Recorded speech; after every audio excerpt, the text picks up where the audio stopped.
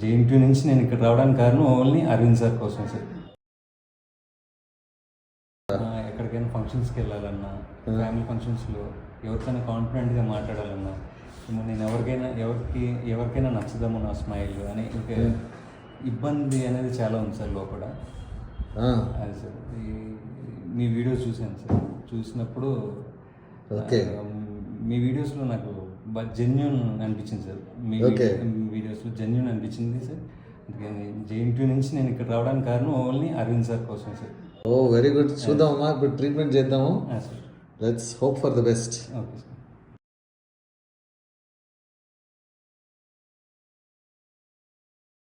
బాగుంది సార్, చాలా బాగుంది సార్.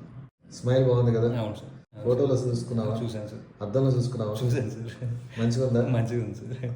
Very good, congratulations.